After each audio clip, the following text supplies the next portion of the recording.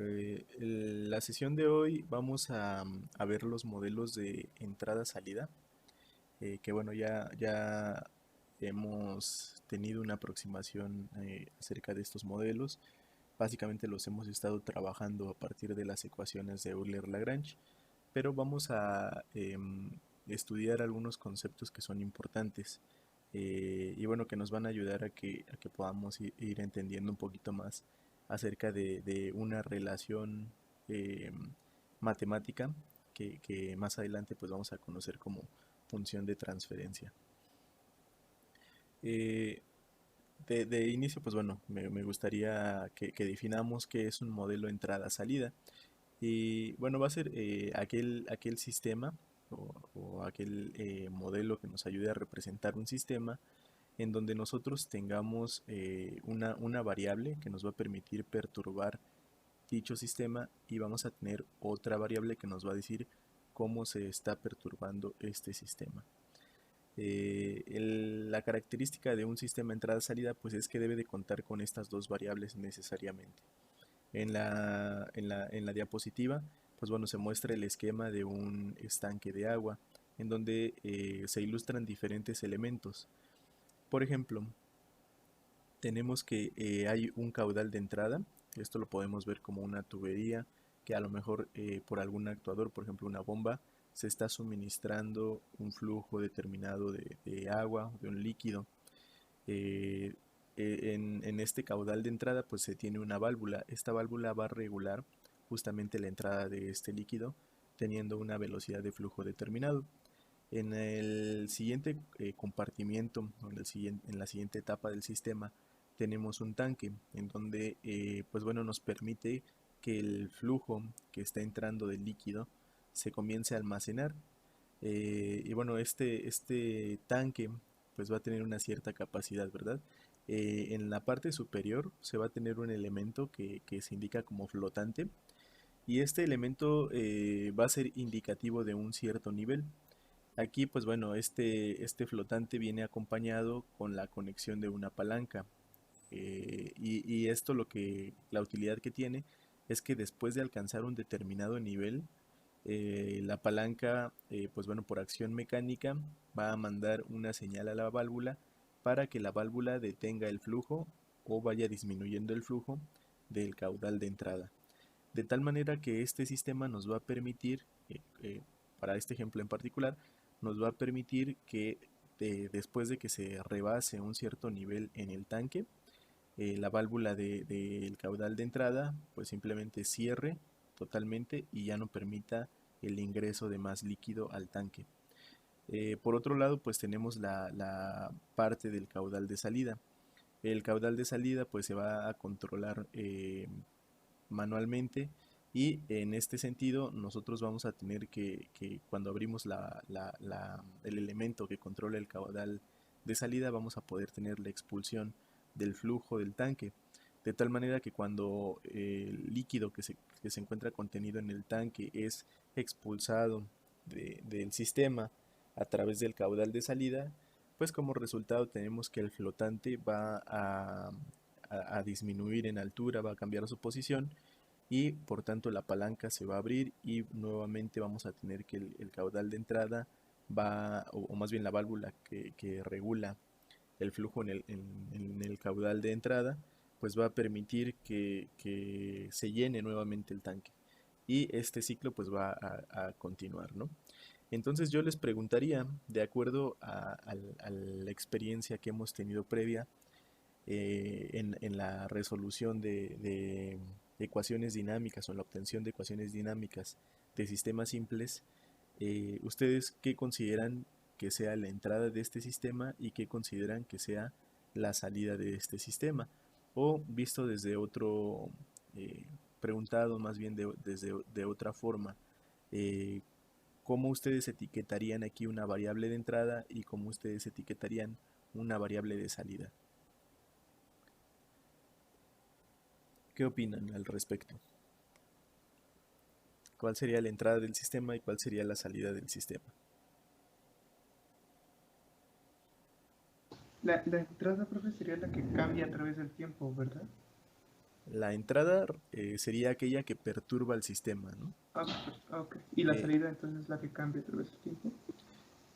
ambas van a cambiar a través del tiempo, ya que serían variables dependientes del tiempo. Pero la salida nos diría cómo es que está cambiando el sistema que nosotros tenemos. Ok, ok.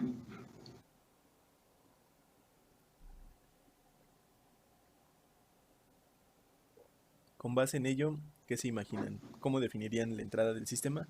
¿Cómo definirían la salida del sistema? La salida podría ser el nivel del tanque Ajá, también. Y ok, la entrada podría ser el caudal de, de entrada. No sé o- si esté bien eso. ok, Ah, bueno, sí, cierto, es cierto. la válvula, ok.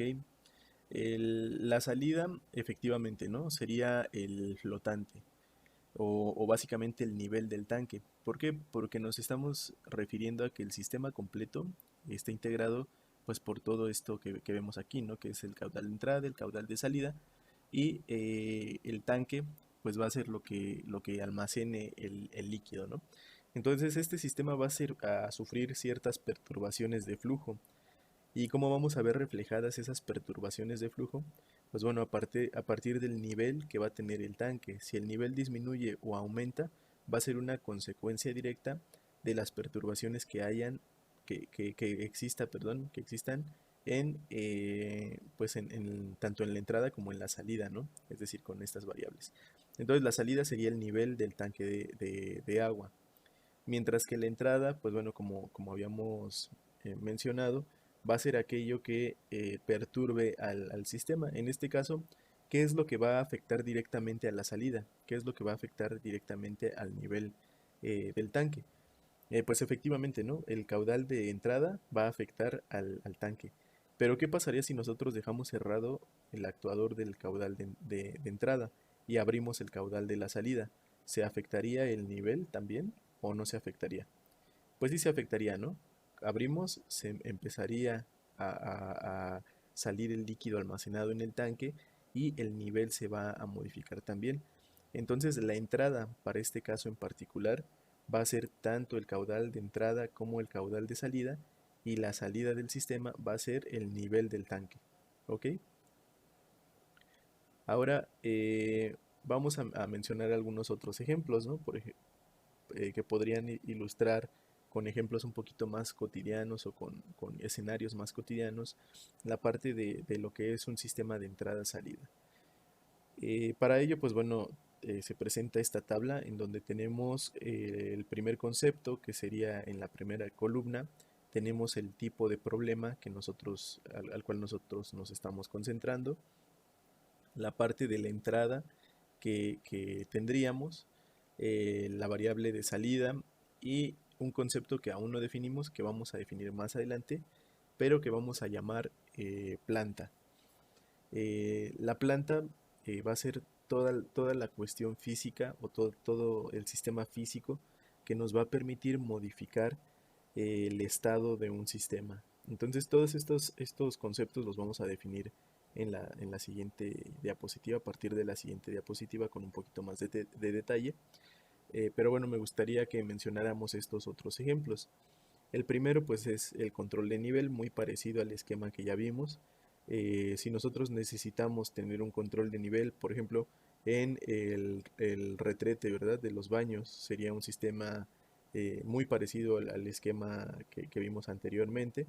Pues bueno, en la parte de la entrada tendríamos la localización, eh, digamos, del apoyo, ¿no? En el sentido de si nosotros localizamos un apoyo de referencia para colocar las válvulas y regular el flujo, pues bueno, aquí tendríamos que estamos introduciendo justamente todas estas perturbaciones a lo que sería un tanque.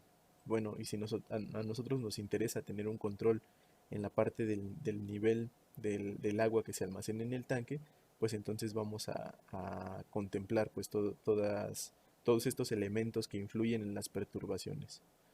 En la salida pues tendríamos las variaciones que tiene el nivel del líquido, justo como lo habíamos visto. Es decir, nosotros tenemos el tanque, vamos a tener un nivel que podemos medir en términos de la altura, y estas variaciones que tenga a lo largo del tiempo por efecto de las fluctuaciones, ¿no? de los flujos, ya sea tanto en la entrada como en la salida, pues vamos a nombrar como la variable de salida de ese sistema. En la parte de la planta, pues serían todas las relaciones mecánicas del sistema. Les digo, la planta va a ser todos los elementos que nos permitan modificar el estado de un sistema. ¿Y cuál va a ser el estado del sistema de manera rápida o cómo lo podemos conceptualizar? Pues va a ser todos los valores que pueda adquirir la variable de salida. Entonces así es como vamos a poder relacionar estos tres elementos. Estos tres elementos que se mencionan en la tabla van a ser fundamentales para que nosotros podamos describir de manera adecuada un sistema. El siguiente problema, que a lo mejor no sería más relacionado a una cuestión mecánica, pudiera ser un inversionista. El problema de un inversionista, pues bueno, es conocer, por ejemplo, la cantidad de valor monetario, ¿no? que se puede ganar a través de hacer pues una inversión, ¿no? Entonces, en la parte de la entrada sería la cantidad de acciones que va a comprar y a vender el inversionista. ¿Por qué? Porque el objetivo de este escenario, de este problema, pues es justamente el saber si se tiene una ganancia o si se tiene una pérdida, ¿cierto? Entonces, la variable que nos va a permitir modificar este escenario o esta situación va a ser justamente la cantidad de acciones que se van a comprar o a vender en una determinada fecha. ¿Por qué? Porque esto va a influir directamente en las ganancias, ¿no? La variable de salida pues va a ser la cantidad de efectivo que se tenga al finalizar esta fecha que mencionábamos en la entrada. De tal manera que pues bueno, la cantidad de ganancias pues va a ser un indicativo para nosotros de acuerdo a la naturaleza de este problema. Y en el caso de la planta, pues va a ser todo ese mecanismo que nos permita eh, realizar pues esta ganancia de efectivo, ¿no? O esta pérdida de efectivo. Es decir, básicamente todo el mecanismo por el cual funciona la bolsa de valores en el caso de que tengamos o hablemos de un inversionista, ¿no? Si nosotros ahora hablamos de un reactor químico, pues bueno, dependiendo de la naturaleza de la reacción, pues pudiéramos identificar muchas variables. Entonces, podemos concentrarnos en algunas de ellas, suponiendo que si nosotros realizamos una reacción química, pues bueno, obtenemos un producto y la obtención del producto o de los subproductos pudieran darnos una idea de el cómo se está llevando a cabo el proceso. Por lo tanto, en la entrada pudiéramos manejar que tendríamos una temperatura al reactor químico, y bueno, y esta temperatura va a ser variable, ¿no? Nos va a influir en que va a poder acelerar o disminuir la velocidad de reacción, y por tanto, si nosotros mantenemos una determinada, digamos, composición, ¿no? de reactivos, pues entonces la pura modificación de temperatura es lo que llamaríamos como lo que va a perturbar el sistema. Entonces, concentrándonos en esa variable, pudiéramos definir que la salida va a ser la composición que tengamos al final de nuestro reactor. Es decir, nosotros tenemos eh, fijados nuestros reactivos, entonces en la salida vamos a ver la eficiencia de nuestra reacción a través del tiempo, ¿no? Y bueno, la planta sería todo el conjunto de reacciones, todo el conjunto de la cinética que se empieza a generar dentro del reactor. Entonces, de manera específica, para este caso, pues seleccionamos una variable nada más, ¿no? Que sería la que influye en la velocidad de reacción, pero pudiéramos definir otras variables. Y de aquí pues va a ser algo importante, ¿no? En nuestro caso vamos a manejar sistemas que tengan una sola entrada y una sola salida. Y bueno, de manera general, pues bueno, recordamos que la entrada va a ser aquello que perturbe al sistema, la salida va a ser el que nos diga cómo se está perturbando el sistema, y la planta va a ser lo que nos permita modificar el valor o todo el conjunto de valores que puede adquirir la salida. No sé si tengan alguna duda de estos casos que mencionamos.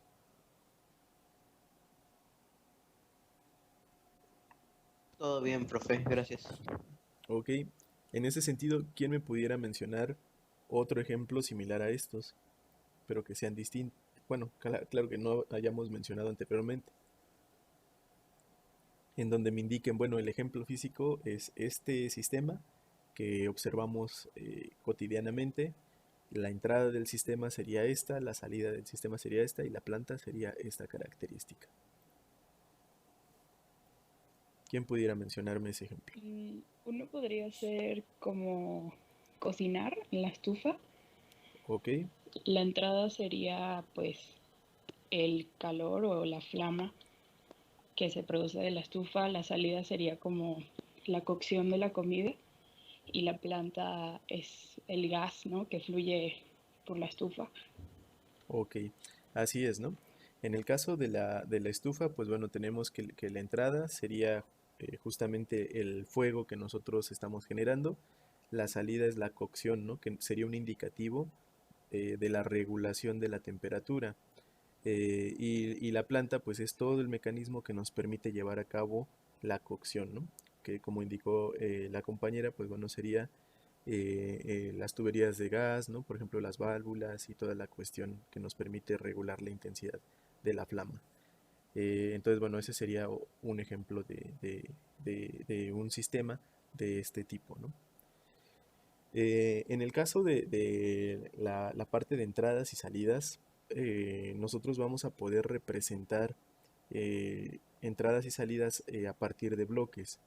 De tal manera que si nosotros conceptualizamos un sistema, vamos a poder englobar un sistema en una especie de caja negra, como se ilustra aquí, en donde nosotros no desglosemos de primera instancia el sistema, sino que digamos, bueno, el sistema es el conjunto de diversos elementos que ahorita yo no conozco. Entonces voy a llamarle a ese conjunto de elementos sistema. De esta forma que las entradas del sistema las voy a representar como flechas que ingresan o que señalan hacia este sistema, mientras que la salida del sistema las voy a señalar como flechas que salen, ¿no? de esta caja negra que llamo sistema. Esto se parece mucho a la parte de la definición que hemos empleado en Simulink, ¿cierto? En donde nosotros representamos una flecha que ingresa a un bloque como una entrada y la flecha que va saliendo de este bloque como la salida. Entonces, con esta forma vamos a representar los sistemas. En el caso de definición formal de las entradas y salidas, pues bueno, lo tenemos ahí en la diapositiva. En el caso de la entrada, pues bueno, vamos a definir la entrada de un sistema como la variable de excitación del sistema, que les decía, es aquella variable que va a provocar que el sistema se perturbe o que el sistema sufra modificaciones a lo largo del tiempo. En el caso de la salida, pues bueno, lo vamos a conocer como una variable que nos va a reflejar todos estos cambios producidos o todas estas modificaciones producidos por la variable de entrada, que es la excitación del sistema. ¿Ok? Esto es muy importante, el reconocer cuál es la variable de entrada y cuál es la variable de salida, porque esto nos va a permitir la construcción de ecuaciones dinámicas. Ahora vamos a conocer algunas otras definiciones. Formalmente, pues como les comentaba, la planta la vamos a definir como cualquier objeto físico que pueda ser controlado. Y por esto, esta palabra de ser controlado, pues bueno, vamos a decir que nosotros vamos a poder ejercer alguna acción directa sobre este objeto de tal manera que podamos llevar la salida del sistema a un estado determinado. En el caso de un proceso, pues bueno, lo vamos a definir como el conjunto de operaciones o pasos que nos puedan repercutir o nos puedan producir un estado final en un sistema. De tal manera que si nosotros recordamos un sistema que ya hemos analizado, por ejemplo el péndulo simple, ¿quién podría decirme en el caso del péndulo simple cuál es la planta, qué podríamos definir como planta y cuál sería el proceso?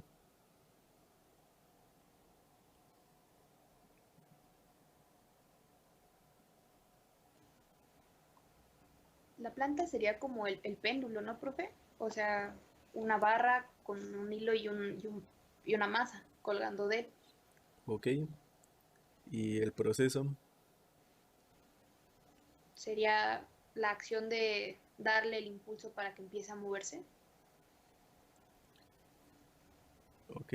En el caso de los sistemas físicos va a ser muy importante que para efectos de que nosotros definamos la planta y definamos el proceso, tenemos que fijarnos un objetivo. El caso del péndulo simple, pues bueno, tenemos un sistema que nosotros lo perturbamos y este tiene un cierto número de oscilaciones hasta que cae al reposo. Pero realmente si nosotros quisiéramos decir, bueno, lleva al péndulo a un valor de 90 grados, podríamos hacerlo, así como planteamos el sistema. Pues no podríamos, ¿verdad?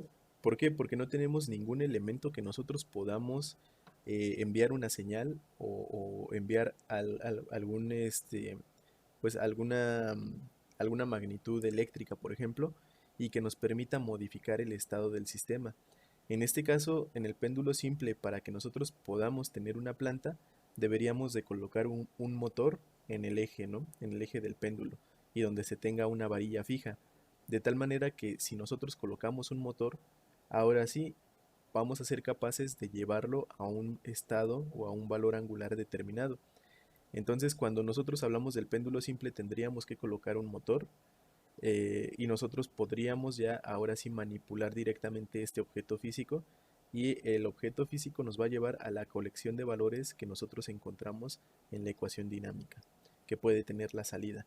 De tal manera que ahora sí, cuando implementamos el motor, podríamos decir que la planta va a ser el conjunto del motor y probablemente el conjunto de los circuitos eléctricos para controlar el motor y reflexionando que este motor nos va a permitir modificar el estado de la salida del péndulo. Por otro lado, el proceso va a ser todo este conjunto que nosotros necesitemos para llevar el valor de la salida a un valor determinado. Por ejemplo, desde el momento en que nosotros programamos tal vez el valor angular en un microcontrolador, a lo mejor se manda la señal del microcontrolador a una etapa de potencia y de esta etapa de potencia pues llega al motor y ya el motor pues comienza a realizar la actuación y lleva el valor angular correspondiente. Esa sería la diferencia entre la planta y el proceso. Como punto importante para que, recordando, ¿no? Recapitulando lo que les había comentado, para que nosotros definamos cuál es la planta, debemos de determinar un objetivo en el sistema que estamos analizando. Y regreso a la parte de los ejemplos en la tabla. En todos estos ejemplos nosotros teníamos un fin determinado, ¿cierto? Es decir, una acción que nosotros teníamos que saber si tenía un estado particular. Por ejemplo, en el control del nivel, o en la parte del nivel, teníamos variaciones de líquido y nosotros tendríamos que saber el estado preciso del líquido. Por ejemplo, en el caso del retrete, pues si nosotros no tenemos un control del nivel, pues vamos a provocar que el líquido se salga o que el líquido sea insuficiente. En el caso del inversionista teníamos que ver esa diferencia entre las ganancias o las pérdidas y en el caso del reactor químico, perdón, tendríamos que ver la eficiencia de generación del compuesto que buscábamos a través del tiempo. Incluso en el caso que comentó la compañera en el ejemplo diferente, tendríamos que controlar la cocción de la comida. Entonces, si se fijan, teníamos un objetivo, un fin. Y ya que planteábamos este objetivo, ahora sí podríamos definir los elementos que nos iban a llevar a cumplir dicho fin. Por lo tanto, en el caso del péndulo, si no le insertamos un fin determinado, como alcanzar una posición particular, pues entonces no vamos a poder definir ni la planta ni el proceso. Ahora vamos a definir la parte de la acción del control. El control pues va a ser una acción que nosotros vamos a poder ejercer sobre un elemento físico para poder regular un proceso. ¿Y cómo vamos a definir esta regulación del proceso? Pues simplemente llevar el sistema a un estado particular. Y por tanto, vamos a definir también el sistema de control.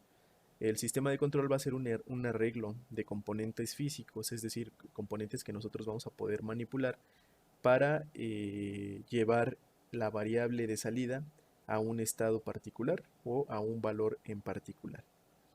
Y en este sentido, pues aquí les coloco el primer sistema que abordamos en una de las sesiones a manera de ejemplo, que les comentaba que es un prototipo que fue bioinspirado, ¿no?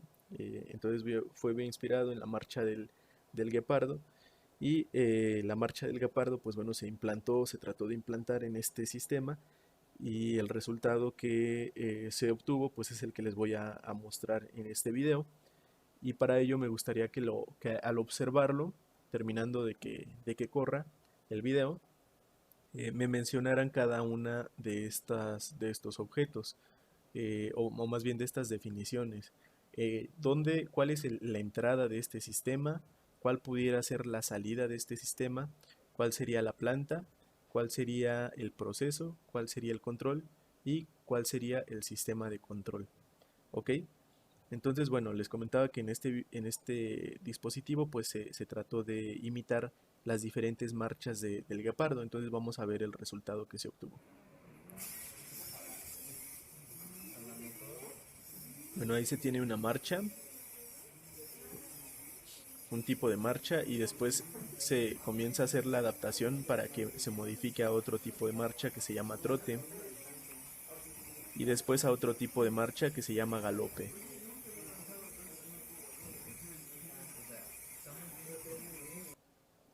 Ok, y entonces este tipo de marchas se programaron y se fueron modificando, de tal manera que se pudiera hacer una transición determinada en el sistema. Y bueno, y a partir de esto, la aplicación directa sería que el consumo de energía en un robot, pues bueno, se ve eficientado si, digamos, está en una situación en donde no requiera una velocidad alta, pues pudiera tener un tipo de marcha lenta, y de tal manera que cuando surgiera algún estado o algún imprevisto que obligara a este sistema a incrementar su velocidad en la marcha, pues pudiera modificar este tipo de marcha para retirarse de ese punto de manera rápida o acercarse a otro punto de manera rápida. Partiendo de esto que les comento y del video que acabamos de observar, ¿cómo definirían, si quieren, en primera instancia, la entrada, la salida y la planta de este sistema? ¿Quién pudiera ayudarme a definirlo? La salida podría ser el tipo de marcha que ocupa, ¿no? El sistema. Ok. ¿La entrada La cuál sería? entrada sería la velocidad que queremos que tenga el robot. Ok. ¿Y la planta? Todo el mecanismo, ¿no? Así es, ¿no? La planta va a ser el conjunto de todo el mecanismo. Recuerden que nos permite pues modificar el estado de un sistema. La parte de la salida se puede conceptualizar de diferentes maneras, y es justo lo que les mencionaba, que va de la mano con el análisis de señales biológicos, ¿no? Que cuando tenemos muchas variables a veces se vuelve complicado el poder enfocarnos en una sola. Si nosotros establecemos el control como el valor angular que puede tomar cada una de estas piernas, entonces la salida pudiéramos verla como un valor angular, y que cada uno de estos eslabones pudiera comportarse como un péndulo. Entonces el péndulo, o bueno, el péndulo va a tener ciertas oscilaciones, y la salida pues va a decirnos justamente el valor angular que tiene cada uno de estos elementos. Entonces, si lo analizamos así, tendríamos 4 salidas, una por cada pierna, partiendo del primer, digamos, del primer eslabón, ¿no? Del primer elemento. Ya que del segundo elemento tendríamos otro valor angular, ¿verdad? Entonces tendríamos 2 salidas por cada pierna y tendríamos 4 en total, ¿no? bueno, cuatro piernas en total, entonces tendríamos 8 salidas en el sistema. Si lo contemplamos como un global, pues entonces sí, la salida sería justamente el tipo de marcha que nosotros tenemos.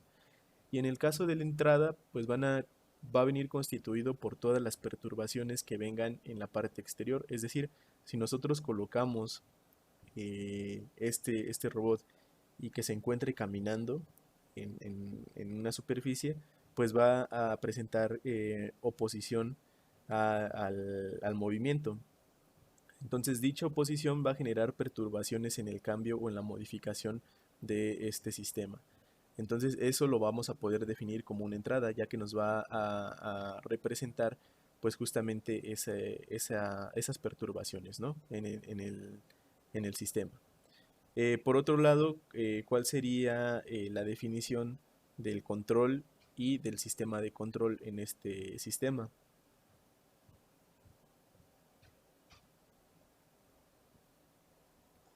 El sistema de control podrían ser los jumpers que van a cada extremidad del robot. Y el control sería como el código que se tiene para realizar las acciones. Ok, en este caso, cuando nosotros tenemos el sistema, pues nos concentramos en el objetivo principal. El objetivo principal es el cambio de la marcha. Por lo tanto, el control pues va a ser la parte de regular las salidas angulares que tenemos aquí en cada una de las piernas a través de un estado particular de tiempo. Por ejemplo, para un tipo de marcha nosotros debemos de definir que ciertos valores angulares sean alcanzados en un tiempo específico. Por ejemplo, en la marcha rápida probablemente tengamos que oscilar entre 45 a menos 45 grados, es un ejemplo, ¿no? En menos de un segundo, ¿no? Entonces, este planteamiento va a venir dado por el control. El control va a ser el objetivo que nosotros perseguimos. Y el sistema de control, efectivamente, como mencionó el compañero, pues es todos los elementos físicos que van a permitir a este sistema alcanzar dicha tarea. ¿Ok? Entonces, aquí podemos ver una diferencia significativa entre el control y el sistema de control. El control va a ser una conceptualización que nosotros tengamos, ¿no? Y el sistema de control va a ser como tal ya la parte física que nosotros integramos al sistema para que esta conceptualización que planteamos pueda ser llevada a cabo. ¿Sí queda claro cada uno de los conceptos que mencionamos anteriormente?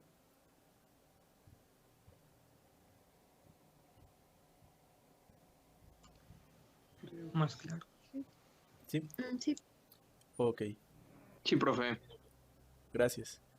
Entonces vamos a definir una diferencia entre tipos de sistemas. Vamos a mencionar que existen a grandes rasgos dos tipos de sistemas, de una entrada y una salida. Estos los vamos a dividir entre los sistemas de tipo de control de lazo abierto y los sistemas de control de lazo cerrado. En esta parte de aquí abajo es lazo cerrado, perdón, aquí me equivoqué. Los sistemas de lazo abierto los vamos a conceptualizar como aquellos sistemas en donde se requiere la intervención humana para que nosotros podamos generar un cambio o una regulación de dicho sistema. El control de lazo cerrado, que es el esquema de aquí abajo, pues lo vamos a conceptualizar que es un sistema que va a tener una propiedad que vamos a conocer como retroalimentación. Esta retroalimentación nos va a monitorear el estado de la salida y va a permitir al propio sistema regular el estado de la salida para llegar a un valor particular. Lo que estamos observando aquí en la presentación es el diagrama a bloques de los elementos fundamentales de cada tipo de control. En el caso del control de lazo abierto, nosotros vamos a tener una entrada que va a generar la parte de las perturbaciones del sistema, pero vamos a definir un nuevo concepto que es la entrada de referencia. La entrada de referencia nos va a decir el estado que estoy persiguiendo en mi sistema en general. recordamos que el estado va a ser simplemente un valor de salida que nosotros tenemos en nuestro sistema. De tal manera que vamos a tener un estado de referencia, una entrada de referencia. Esta entrada de referencia va a llegar a una etapa que llamamos controlador. El controlador pues va a generar toda esta acción que habíamos mencionado. Nos va a determinar la guía para que nosotros podamos llegar a este estado de referencia. De tal manera que la salida del controlador va a ser una señal generalmente eléctrica. Entonces vamos a tener una señal eléctrica en la salida del controlador y esta señal va a ir a la planta del sistema, y la planta, que va a ser todos los elementos físicos que nos permitan modificar el estado del sistema, pues finalmente va a arrojar una salida, ¿ok? Este va a ser el diagrama de bloques de un control de lazo abierto de manera general. Por otro lado, cuando hablamos del control de lazo cerrado, lo que vamos a tener es de manera similar una entrada de referencia. Esta entrada de referencia me va a decir el valor que yo estoy persiguiendo aproximadamente. El valor de la entrada de referencia, pues bueno, va a venir a la parte del controlador, y el controlador, pues bueno, va a generar una señal de error. Me va a decir, más adelante vamos a explorar cómo va a determinar esta señal de error, pero a grandes rasgos el controlador se va a auxiliar de una señal, aparte de la señal de referencia, va a auxiliarse de la señal que actualmente tiene el sistema. Y bueno, esta diferencia de señales pues nos va a generar una señal de error. La señal de error va a llegar a la planta o al proceso del controlador, y esta planta o el proceso pues nos van a generar una modificación en el estado, ¿no? Simplemente va a tener una señal de salida que va a estar vinculada con la variable de salida, y nos va a dar un valor. Este valor va a poder ser identificado por un elemento que vamos a conocer como el elemento de regulación. Este elemento de regulación lo podemos conceptualizar como un sensor, por ejemplo, ¿no? Tenemos el estado del sistema. Este elemento nos va a monitorear cómo se encuentra el valor actual del estado del sistema, va a condicionar la señal y lo va a mandar al controlador. El elemento del controlador, pues lo único que nos va a hacer es tomar esta señal actual de la salida del sistema, y nos va a decir, bueno, voy a compararlo con mi entrada de referencia. Nos va a decir qué tan distinto es la entrada de referencia respecto al estado actual que tiene el sistema. Entonces, al hacer esta comparación, va a mandar una señal de error. Si la señal de error es 0, significa que la salida es exactamente igual a la entrada de referencia que nosotros queremos en nuestro sistema. ¿Ok? Y entonces este ciclo pues se va a repetir. La diferencia principal entre sistemas de control de lazo abierto y sistemas de control de lazo cerrado, como les había comentado, es que en el sistema de lazo abierto se requiere la injerencia humana, es decir, el propio sistema o el sistema por sí solo no va a ser capaz de regular la salida del sistema. En el caso del control de lazo cerrado, pues el sistema va a tener esa habilidad de poder regular a sí mismo pues la parte del estado del sistema. Y justamente un ejemplo pues sería que en el caso, por ejemplo, de un sistema de lazo abierto, pues nosotros tenemos un sistema, lo llevamos a un estado en particular, y la naturaleza del sistema pues simplemente lo conduce a lo que podría ser la salida, ¿no? En el caso del control de lazo cerrado, pues nosotros determinamos un estado al cual queremos llegar, y el sistema lo regula de tal manera que lo pueda llegar a alcanzar. Un ejemplo en este caso, o bueno, más bien antes de pasar a un ejemplo que está descrito en la siguiente diapositiva, me gustaría hablar un poco más sobre el elemento de retroalimentación, que va a ser la diferencia significativa que les había comentado, ¿no? El hecho de que el sistema de lazo cerrado tenga esta propiedad de poderse regular, por así decirlo, va a estar concentrado en que tiene la propiedad de la retroalimentación. La retroalimentación pues lo vamos a definir como la capacidad de que el sistema pueda determinar la salida que se tiene actualmente y que ésta pueda ser censada de manera constante.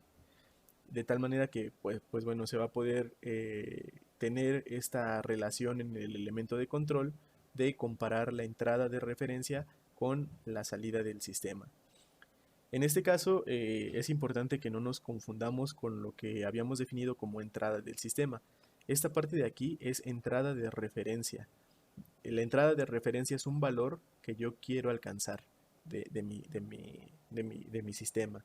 La entrada que habíamos definido anteriormente es el conjunto de perturbaciones que se tienen, ¿cierto? De tal manera que la diferencia entre la entrada que definimos anteriormente y la entrada de referencia que definimos en esta diapositiva es que la entrada del sistema no la podemos controlar nosotros, simplemente va a ser un impulso o una fuerza que generalmente va a ser externa al sistema. La entrada de referencia es un valor que yo quiero para mi sistema, un valor que yo pronostico. En el caso del péndulo simple, recordamos, la entrada es una perturbación, es decir, yo tomo la masa y la aviento, ¿no?, hacia un sentido. Entonces el sistema va a empezar a oscilar naturalmente. La entrada de referencia sería decir, bueno, yo quiero que el péndulo simple adquiera un valor de 45 grados. ¿Ok? Sí queda clara esta diferencia entre la entrada que habíamos definido previamente y la entrada de referencia. Sí, profe, creo que sí. Ok. Ahora, en el caso de la retroalimentación, los sistemas van a tener retroalimentación positiva y retroalimentación negativa. La retroalimentación positiva vamos a definirla como que ambas variables son del mismo signo. Y bueno, ahorita voy a explicar un poquito más a detalle a qué se refiere eso. Mientras que la entrada, la retroalimentación negativa, pues vamos a ver que son de signo contrario. Y bueno, voy a salirme un poquito de la diapositiva para explicar a qué me refiero. Tenemos aquí, bueno, una persona de perfil. Ustedes imaginen que a esta persona, pues bueno, va a hacer flexo-extensión del brazo, pero le colocamos en la mano, colocamos un peso. Aquí le voy a poner una M, de que esto implica que tiene una masa. Y que, bueno, esta masa, pues por acción de la gravedad, va a generar un peso. Ahora ustedes supongan que esta masa tiene un peso tal que obliga a esta persona que haga un gran esfuerzo en su brazo. Entonces esto lo voy a aumentarle nada más la parte del grosor. Entonces tenemos que a final de cuentas, pues bueno, el peso es una fuerza, debido a que pues lo definimos como la masa por la aceleración, ¿cierto?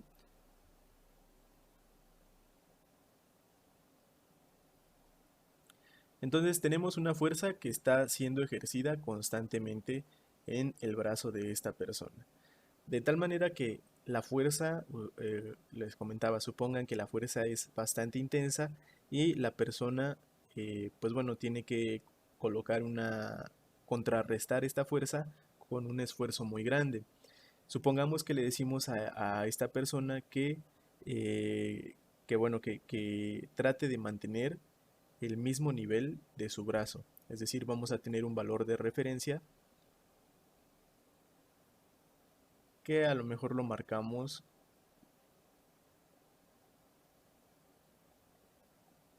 como un nivel R, que es el valor R de referencia, ¿no? Y probablemente este valor de referencia pues lo podamos medir en un valor angular, de tal manera que este valor R de referencia sería un valor de 90 grados respecto al cuerpo, ¿no? O al eje imaginario que pudiera formar el cuerpo. Entonces, bueno, le voy a poner aquí que tenga 90 grados de referencia. Conscientes de que la persona pues está haciendo un esfuerzo grande, digamos los músculos, ¿no? Están haciendo un gran esfuerzo porque esta fuerza es muy intensa. ¿Qué pasaría si nosotros de repente retiramos esta masa, ¿no? Simplemente retiramos la masa con toda la parte de la fuerza. ¿Qué creen que sucedería? Digamos, la retiramos, ¿no? De repente retiramos la fuerza, ¿y qué le pasaría al brazo desde el punto de vista de la acción angular, ¿no? O del valor angular que nosotros estamos monitoreando?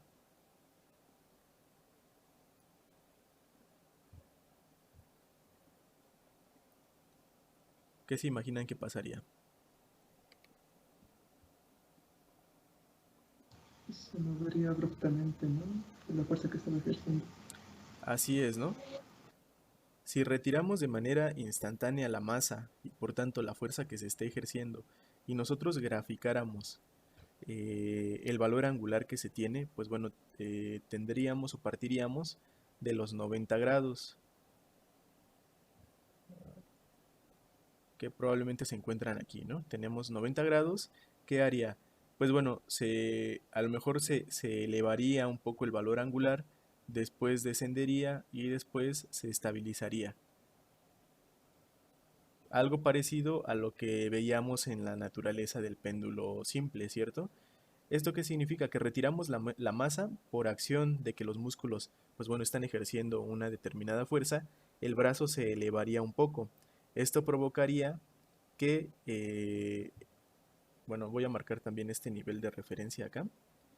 Tenemos este nivel de referencia aquí, que es R. Y a esta parte le voy a cambiar el color e incrementar un poquito el grosor. Ok, tenemos que este valor R pues estaría ilustrado por la línea naranja y simplemente tendría en el eje de las X el tiempo y tendría también en el eje de las Y pues el valor angular, que sería el valor angular teta.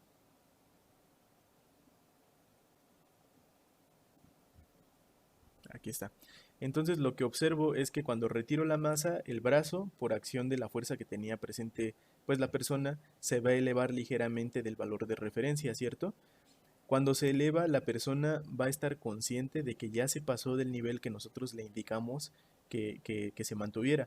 Por lo tanto, ¿qué va a hacer la persona? Pues los músculos va a mandar la orden para que se acerque al nivel de referencia, de tal manera que el brazo ahora va a disminuir haciendo el movimiento que se ilustra en la figura de la derecha, ¿verdad? Va a ir al otro sentido. Entonces, el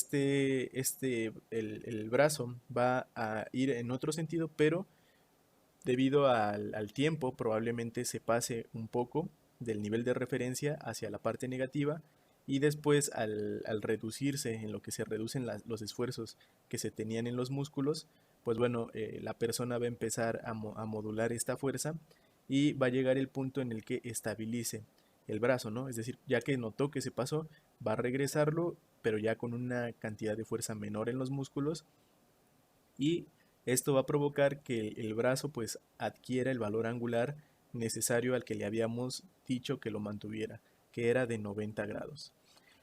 Ahora nosotros ilustramos en esta parte pues el comportamiento angular a lo largo del tiempo en la gráfica para que quede un poco más clara las etapas que nosotros tenemos, de tal manera que en la etapa donde se forma este máximo es lo que les había comentado, ¿no? Retiramos la masa, la persona eleva un poco el brazo por efectos de que ya no tiene una fuerza presente, entonces se genera este valor positivo, la persona se da cuenta en este máximo que ya se está saliendo del valor que le dijimos, regresa, a la hora de que regresa disminuye esta curva, se pasa ligeramente por el valor a la parte negativa, en el máximo, perdón, en el mínimo absoluto, ¿no?, que tenemos aquí, la persona se da cuenta nuevamente que ya se pasó de este nivel de referencia, pero ahora del otro lado trata de contrarrestarlo, tiene estas oscilaciones y al final llega a estabilizar el punto.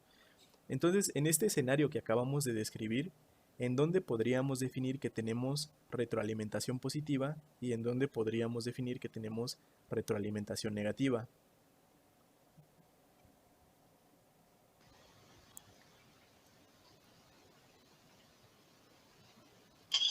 La positiva sería en el primer caso, ¿no? Cuando el brazo se alza cuando le quitan la masa. Y la negativa sería ya cuando después de ese movimiento trata de regresar al punto de referencia. Ok, para determinar el tipo de retroalimentación que tenemos, lo primero que nos tenemos que preguntar es justamente cuál es el estado que nosotros buscamos, es decir, cuál es el valor de referencia, la entrada de referencia que tenemos y cuál es el estado actual del sistema. Entonces, para ello, pues voy a ilustrar con estas diferentes marcas justo lo que acaba de mencionar la compañera. Entonces voy a poner las marcas retroalimentación positiva, la voy a marcar con verde, y la retroalimentación negativa la voy a marcar con amarillo. De tal manera que una vez que la persona se pasa de la referencia, quitamos la masa, se pasa de la referencia, la persona se está dando cuenta que se está alejando de la referencia, ¿cierto? Entonces, en el momento en el que se aleja, pero la dirección continúa alejándose hacia, hacia el otro lado de la referencia, vamos a tener una retroalimentación negativa. ¿Por qué? Porque el cerebro está diciendo, bueno, te estás alejando, ¿no? Estás yendo en un sentido contrario a lo que, a lo que a lo que tú quieres buscar. Entonces, entre más te alejes o entre más sigas esa trayectoria, mayor va a ser el error que tú tienes, ¿cierto? Entonces, de esta manera, la retroalimentación negativa va a ser desde esta parte, ¿no? Desde el momento en que se empieza a alejar hasta el momento en el máximo que la persona se da cuenta, pues que ya está muy alejado del valor en el cual se busca la referencia. Una vez que se da cuenta de que el valor ya se encuentra completamente alejado, muy distante de lo que es la referencia, la persona dice, bueno, voy a modificar el valor de tal manera que me lleve a el valor de referencia. Entonces la persona empieza a disminuir el valor angular y cada vez, si nosotros analizáramos por tiempos este decremento, la retroalimentación sería positiva porque le va a indicar que el cambio que él está haciendo lo está acercando al nivel de referencia que él busca.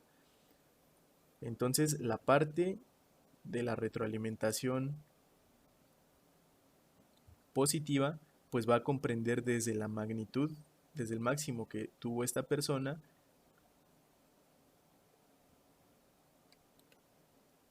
hasta el momento que alcanza la referencia. Una vez que se pasa de la referencia, pues continuamos con un análisis similar al inicio. Tenemos un valor determinado de referencia, pero el movimiento que se está siguiendo nos está alejando de la referencia. Entonces, esta retroalimentación nos va a indicar que el sentido en el cual nosotros vamos nos va a llevar más lejos de lo que queremos estar. Entonces, esto lo vamos a interpretar como una retroalimentación negativa. De tal manera que en la siguiente etapa, bueno, voy a copiar mejor que ya definí el tamaño. La siguiente etapa, pues también va a ser una retroalimentación negativa porque el movimiento del brazo es en una dirección que nos va a alejar de lo que realmente estamos buscando. Entonces llegaría desde el 0 hasta el punto mínimo absoluto. Y posteriormente, cuando la persona se da cuenta que, pues bueno, efectivamente ya no se está alcanzando el valor de referencia, sino que ya se pasó y tiene que corregir su rumbo, entonces tenemos la retroalimentación positiva. ¿Por qué? Porque los cambios que hagamos nos van a llevar o nos van a acercar hacia el nivel de referencia que nosotros estamos buscando. Y bueno, de manera análoga, pues bueno, tendríamos las últimas oscilaciones que también se comportarían similar desde el origen hasta el máximo. Después tendríamos el valor, perdón, otra vez. Tendríamos el valor de la retroalimentación positiva cuando el rumbo nos lleva hacia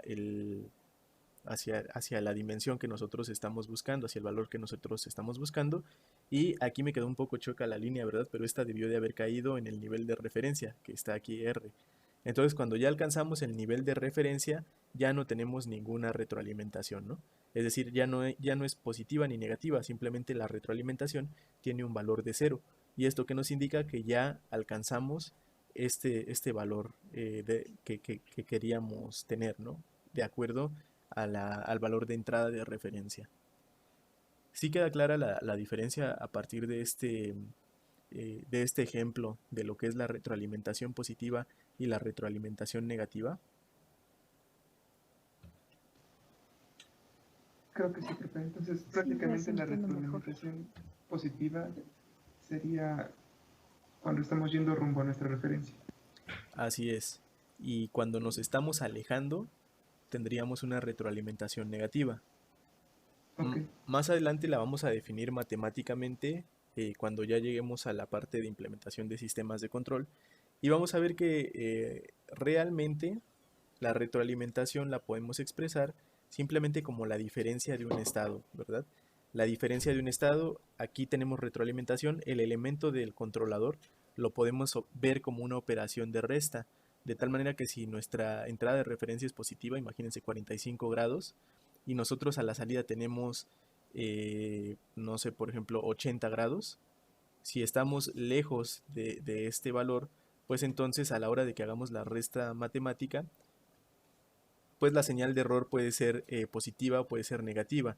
Si nos alejamos de esta entrada, pues va a ser negativa y le va a decir a nuestro controlador, bueno, tienes que corregir, pero ¿hacia qué rumbo, no? Entonces el signo nos va a determinar hacia dónde tenemos que corregir. Pero bueno, en el sentido estricto de las retroalimentaciones, la positiva, las variables o las variaciones que tengamos van a ser del mismo signo, es decir, nos van a acercar al nivel de referencia, y las negativas van a ser de signo contrario, es decir, nos van a alejar del valor de referencia. Ahora, un ejemplo para que quede también un poco más clara la parte de lo que es un sistema de control de lazo abierto y un sistema de control de lazo cerrado, pues bueno, lo podemos relacionar con este pequeño esquema de un alumbrado. Nosotros tenemos dos tipos de alumbrado. En el inciso A es un alumbrado que es por timer, o bueno, por un temporizador, perdón. Y en el inciso B tenemos un alumbrado que responde a partir de una fotocelda. Los sistemas tienen sus ventajas y tienen sus desventajas. Cuando tenemos un sistema de control de lazo abierto, pues sería el inciso A. ¿Cómo funciona este sistema? Pues bueno, tenemos nosotros un interruptor, tenemos una bombilla eléctrica, y básicamente nosotros programamos cuándo este interruptor se pueda cerrar o se pueda abrir. El interruptor, pues bueno, puede ser un relé, ¿verdad? Un relevador. El timer, pues es un contador, un 555, lo programamos, lo mandamos a lo mejor a un sistema de adecuación de la señal, dependiendo de lo que queramos controlar, ¿no? Y del tipo del relevador. Entonces, cuando nosotros marquemos una determinada hora, por ejemplo, podemos programar que a las 6 de la mañana se prenda el foco y que a las 6 de la tarde se apague, ¿no? Entonces, cuando llegue el tiempo adecuado, se va a prender el interruptor, es decir, va a conectar.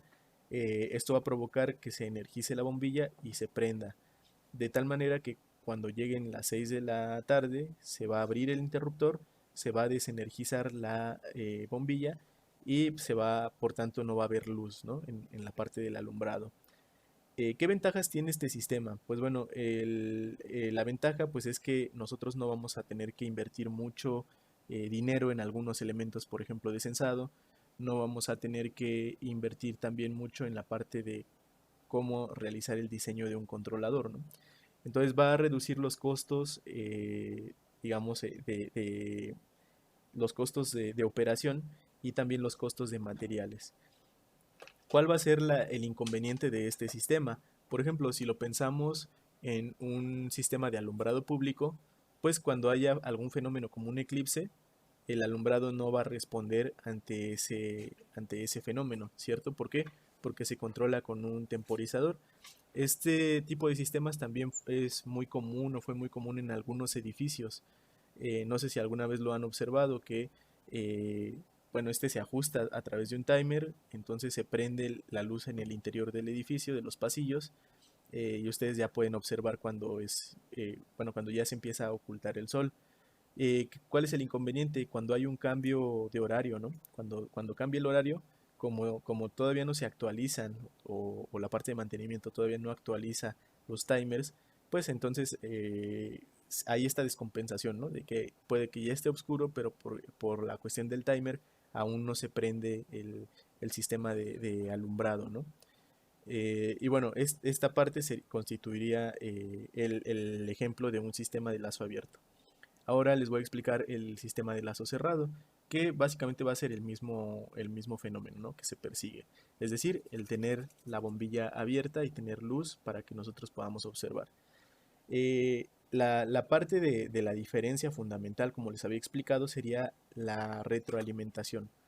Y en este sentido, el elemento de retroalimentación sería retirar el timer y colocar un conjunto de elementos que nos permitan monitorear el estado del sistema constantemente.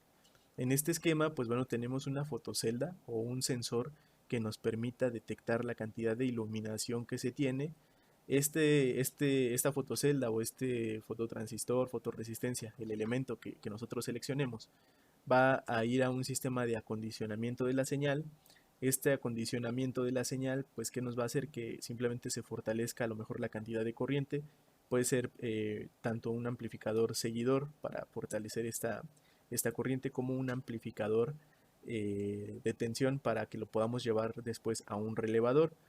Y este relevador nos va a permitir el control de la interrupción, de tal manera que podamos tener un estado como cerrado o un estado como abierto, y que en este sentido pues nosotros podamos energizar la bombilla y tengamos la luz proyectada, ¿no?, al exterior o al interior del edificio, dependiendo dónde coloquemos el alumbrado. De esta forma, pues bueno, el sistema de retroalimentación lo que nos dice es que va a estar monitoreando constantemente el estado del sistema, y nosotros vamos a definir cuál es el estado que nosotros queremos programar en nuestro valor de referencia. Es decir, si en nuestra fotocelda adquiere un nivel, imagínense que la fotocelda tiene un valor de un 1 cuando está completamente iluminada, y un valor de 0 cuando está completamente apagada, entonces nosotros a través del sistema de amplificación, o bueno, más bien vamos a ver que el sistema de control es el que nosotros vamos a definir para que nos permita realizar esta acción. Entonces vamos a decir, cuando nosotros tengamos un 0, que significa que el iluminado o la cantidad de luz es escasa, entonces prende la luz. ¿Qué le voy a decir al sistema? Bueno, cuando tenga un 0, mándame 5 volts al relevador para que se prenda, o bueno, para que energice y por tanto se cierre el circuito y prenda la bombilla, ¿no? Por otro lado, cuando tenga un valor cercano a 1, entonces manda al relevador, o más bien ya no le mandes nada al relevador para que se abra el switch, y entonces ya no energice y ya no se prenda la bombilla. ¿Y qué va a provocar esto? Pues bueno, que si nosotros tenemos el alumbrado en diversas condiciones, por ejemplo, que ocurra un eclipse, a la hora de que empieza a escasear la luz en la superficie de la fotocelda y se alcance el umbral que yo definí, entonces se va a prender el sistema y voy a poder observar justamente la luz, ¿no? Entonces estas serían las diferencias fundamentales entre un circuito de control de lazo abierto y un circuito de control de lazo cerrado.